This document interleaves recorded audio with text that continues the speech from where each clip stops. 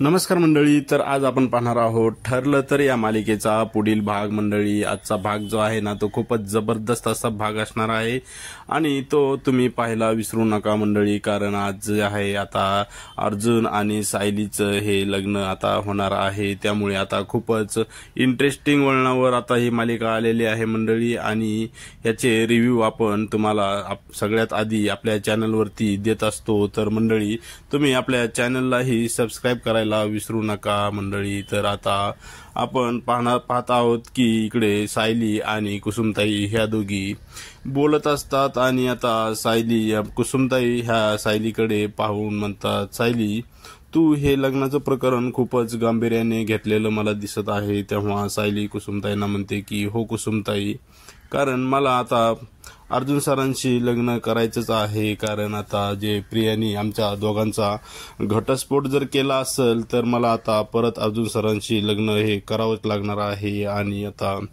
कुसुमताई सायलीला म्हणतात की सायली, परंतु तू ह्या सगळ्यामध्ये मधुभाऊंचा विचार केलास का? तेव्हा इकडे आता मधुभाऊ येतात आणि मधुभाऊ आल्या खूपच चिडलेले दिसतात. तेव्हा मधुभाऊ म्हणतात की तो गडकरी वकील मला बाहेर दिसला, तो इकडे आला होता का? तेव्हा कुसुमताई त्यांना म्हणते की हो. तेव्हा मधुभाऊ म्हणतात की आला असेल मित्राचा निरोप घेऊन. आणि ते सायलीला म्हणतात की सायली, तुझं हे प्रकरण आणखी किती दिवस चालणार आहे? तेव्हा सायली त्यांना म्हणते की मधुभाऊ, हे प्रकरण नाही तर हे आता माझ्या अस्तित्वाची लढाई आहे आणि आता मला ती लढायची आहे. तेव्हा मधुभाऊ सायलीला म्हणतात की सायली, तुझ्याशी बोलणं म्हणजे मला आता पालत्या घड्यावर पाणी असंच वाटत आहे. तेव्हा सायली मधुभाऊंचा हात पकडते आणि मधुभाऊंना म्हणते की मधुभाऊ, मी आतापर्यंत तुम्हाला काहीच मागितलं नाही, परंतु मी आता माझ्या आयुष्यातल्या आनंदाचे क्षण तुम्हाला मागत आहे. कारण मी जे लहानपणापासून आतापर्यंत जे काही दुःख सोसलं आहे ते मला आता माझ्या आयुष्यात आनंद देणारे आहे. आणि मधुभाऊ, मी तुम्हाला जेव्हा माझे आई वडील लहानपणी वारले, मला सोडून गेले, ते माझ्या इच्छेविरुद्धच होतं. आणि त्यानंतरनं माझा अनाथ म्हणून जो सांभाळ झाला तेही माझ्या इच्छेविरुद्धच होतं.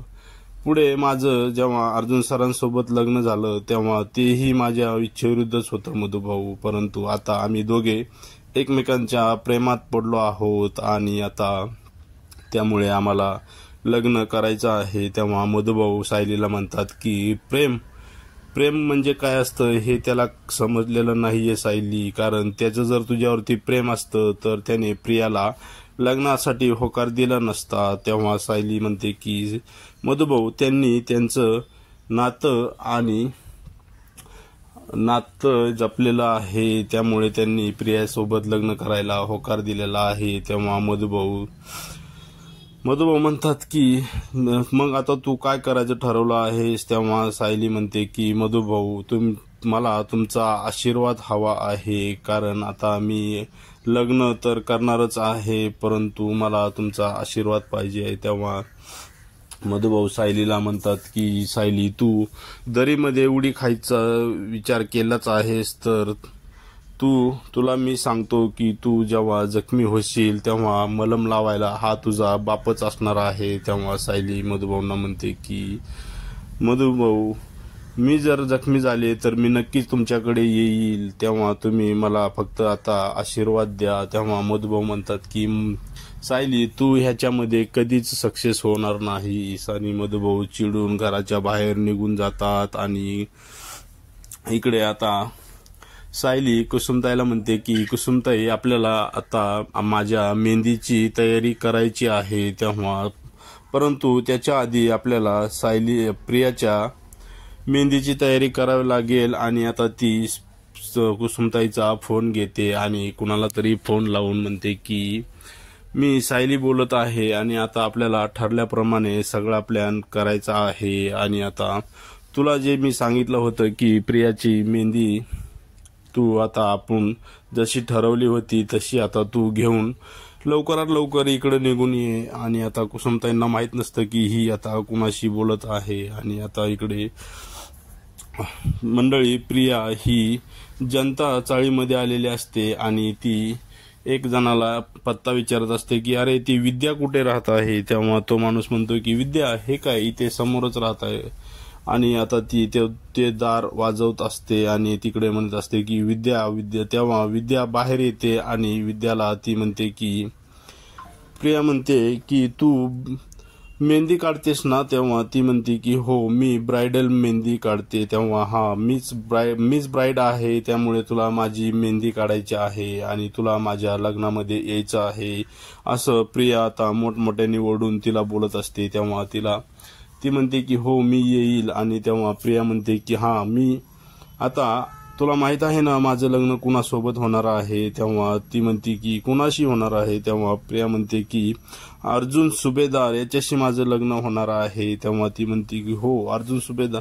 तेव्हा प्रिया तिला जोराने ओरडायला सांगते आणि म्हणते की मोठ्याने बोल आणि सांग की माझं लग्न हे अर्जुन सुभेदारशीच होणार आहे. तेव्हा ती विद्या ही मोठ्याने ओरडून सांगत असते की हो तुमचं लग्न अर्जुन सुभेदारशीच होणार आहे. आणि आता ती एवढ्या मोठ्याने बोलत असते की तिकडे चाळीतील बरेच लोक आता जमा झालेले असतात आणि ती म्हणत असते की मी तुम्हा सगळ्यांना माझ्या लग्नाचं आमंत्रण देणार आहे. आणि ती सायली आहे ना तिलाही सांग की तुझं माझं लग्न हे अर्जुन सुभेदार याच्याशीच होणार आहे. तेवढ्यात आता इकडे सायली आणि कुसुमताई येतात आणि सायली प्रियाच्या खांद्यावरती हात ठेवून तिला म्हणते की काय ग प्रिया तू एवढं ओरडून का सांगत आहेस, तुला माहित आहे ना की खोटं जेव्हा बोलायचं असतं तेव्हा माणसाला हे ओरडूनच सांगावं लागतं. आणि प्रिया आता तिच्याकडे पाहते आणि तिला म्हणते की तुला काहीच वाटत नाही का ग की मी तुझ्या नवऱ्याशी लग्न करणार आहे. तेव्हा सायली तिला म्हणते की प्रिया तू स्वप्न तर खूप छान पाहतेस, परंतु ते कधीही सत्य होणार नाही, कारण अर्जुन सरांशी लग्न तर मीच करणार आहे. आणि तेही तू ज्या मुहूर्त काढलंस ना त्याच मुहूर्तावर, आणि तू जो मांडव घातला आहेस ना त्याच मांडवामध्ये मी अर्जुन सरांसोबत लग्न करणार आहे. तेव्हा आता प्रियाला खूपच धक्का बसलेला असतो की हिच्या मनामध्ये नेमकं काय चाललेलं आहे आणि ही एवढं कसं काय बोलू शकते. तेव्हा आता प्रिया तिकडनं खूपच म्हणजे तिला विद्या विचारते की अहो मग मी येऊ ना उद्या मेहंदी लावायला. तेव्हा ती म्हणते की हो वेळेवर ये. आणि आता प्रिया खूपच रागा तिथून निघून गेली असते मंडळी. आणि आता इकडे अर्जुन हा चैतन्याला फोन लावत असतो, परंतु चैतन्याचा फोन काही लागत नसतो. आणि अर्जुन आता विचार करत असतो की हा चैतन्य 2 दिवस झाला आहे आणि माझ्याकडे फिरकला सुद्धा नाही आणि याचा फोनही लागत नाही, म्हणजे नेमकं काहीतरी गडबड झालेली दिसते. तेव्हा तिकडे अश्विन येतो आणि अश्विन अर्जुनला म्हणतो की अरे दादा तू आवडलंय का तुझं, चल ना आता आपल्याला खाली जायचं आहे, कारण आता ती मेहंदीवाली आलेली आहे आणि आपल्याला आता मेहंदी काढायची आहे. आणि दादा तिकडे प्रिया तन्वी वहिनीने सांगितलं आहे की तुझ्या हातावरती सुद्धा मेहंदी काढायची आहे. आणि हे ऐकून पूर्णाजी इतकी खुश झालेली आहे ना, त्यामुळे आता तू चल आता आपल्याला खाली जायचं आहे. तेव्हा अर्जुन त्याला म्हणतो की अरे पण चैतन्य 2 दिवस झालं तो माझ्याकडे आलाच नाही आणि त्याचा फोनही लागत नाही. तेव्हा तो म्हणतो की अरे चैतन्याला तर डॅडीने पुण्याला पाठवलं आहे. तेव्हा तो म्हणतो की पुण्याला, आणि लग्नाच्या कामानिमित्तच त्याला तिकडं पाठवलं आहे. तेव्हा अर्जुन त्याला म्हणतो की अरे पण त्याने माझ्याशी सांगायला तर पाहिजे होतं, परंतु त्याने मला काही सांगितलेलं नाही आणि त्याचा फोनही लागत नाही, म्हणजे फोन लागत आहे परंतु तो कट होत आहे. तेव्हा तो म्हणतो की अरे तिकडं नेटवर्कचा प्रॉब्लेम असू शकतो, कारण आणि तो कामात पण खूप बिझी असेल, त्यामुळे त्याला वेळ मिळाला नसेल की तो तुला फोन करेल. असं बोलून आता तो त्याला म्हणतो की तू चल लवकर खाली, सगळेजण जमा झाले आहेत आणि तुला तुझ्या हातावरती मेहंदी काढायची आहे. तेव्हा आता अर्जुनला खूपच राग आलेला असतो मंडळी. आणि अर्जुन आता म्हणतो की मला तर मेहंदी काय, परंतु मला हे लग्न सुद्धा करायचं नाही. आणि आता तो एक काचेचा ग्लास हातामध्ये धरतो आणि तो ग्लास हाताने दाबून हातातच ग्लास फोडतो, कारण आता त्याला ज्या हातावर त्याला मेहंदी काढायची असते तो हातच आता त्याने जखमी करून टाकलेला आहे मंडळी. आणि आता अर्जुन आता इकडे खाली तन्वी, अस्मिता आणि